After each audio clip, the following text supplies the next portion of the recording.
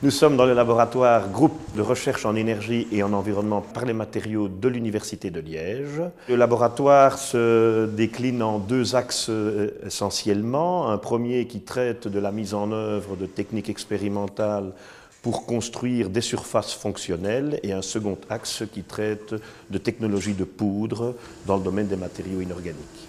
Alors nous essayons de développer donc des surfaces intelligentes, des surfaces qui sont caractérisées par des microstructures exceptionnelles qui permettent donc d'augmenter les performances des matériaux, et on s'oriente essentiellement vers des matériaux aux caractéristiques électrochimiques, propriétés électroniques, et dans un second temps nous nous intéressons à la mise en œuvre de poudres aux propriétés de surface particulières spécifiques.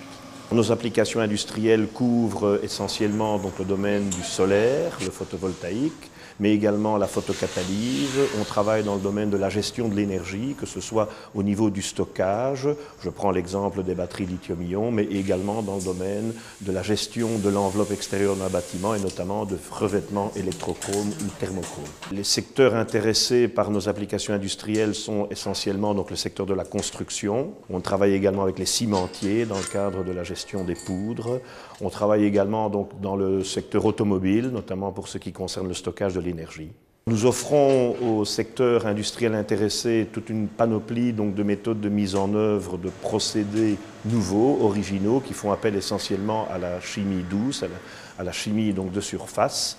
Nous proposons également toute une panoplie de techniques d'analyse performantes, notamment en termes d'analyse microstructurale, nos microscopes électroniques à balayage en transmission. Nous offrons également toute une série de méthodes d'analyse au niveau de la structure du matériau et nous allons jusqu'à la caractérisation finale, notamment en termes de performance. Et je prendrai l'exemple du photovoltaïque où nous avons donc nos simulateurs solaires qui permettent de suivre l'évolution du matériau. Nous avons différents projets dans le cadre essentiellement de financement Région Wallonne, où les entreprises sont des partenaires. Je pense notamment à AGC dans le domaine des vitrages électrochromes, ArcelorMittal dans le domaine des aciers fonctionnalisés, notamment pour le photovoltaïque. Je pense également donc, à d'autres activités industrielles liées au recyclage des panneaux solaires, comme RECMA, Comet Traitement, etc. Vous êtes dans le laboratoire de mesures électriques du groupe de physique des solides, interfaces et nanostructures de l'Université de Liège. Nous sommes dans le département de physique, dans les activités du pôle matériaux.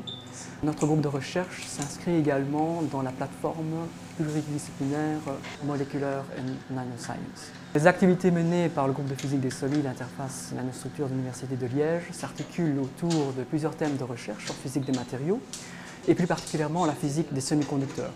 Un thème majeur concerne l'étude des propriétés physiques, électriques et optiques de structures matérielles fonctionnelles dans des applications en électronique, optoélectronique et énergie. Concrètement, nous sommes spécialisés dans l'étude des propriétés d'hétérostructures et des dispositifs à semi-conducteurs par caractérisation électrique et optoélectrique. Nous analysons ainsi les conséquences sur ces caractéristiques dues à des variations intentionnelles ou non au niveau de la composition et de la structure des matériaux. Ceci inclut l'effet de défaut potentiel localisé soit dans le volume de ces matériaux, soit aux interfaces.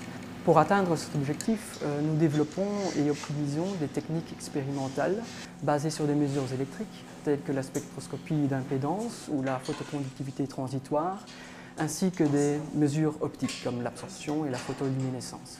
Nous soutenons cette recherche par la modélisation numérique qui consiste à appliquer un formalisme semi-classique qui inclut des phénomènes de conduction. Nous proposons aux entreprises qui le souhaitent un service de caractérisation de dispositifs électroniques et optoélectroniques sur base des mêmes techniques que celles que nous utilisons dans nos projets de recherche. Ce service inclut l'interprétation des données expérimentales par la réalisation de simulations numériques et nous pouvons également travailler sur des mesures collectées au préalable et qui nous sont soumises. Nous sommes également ouverts à des collaborations dans le cadre de projets de recherche. Ainsi, dans le cadre du projet que nous menons actuellement en partenariat avec une PME de la région liégeoise, financée en partie par la région Wallonne dans le cadre du programme Quality, nous nous intéressons à la problématique du contrôle qualité en ligne de cellules solaires à base de fils minces. Afin d'aider au développement de procédés industriels concernant la fabrication de ces fils minces, nous étudions actuellement la mise au point d'un dispositif de métrologie intégrée combinant la fluorescence X et la caractérisation électrique pour optimiser l'utilisation de ces fils minces dans un environnement de production.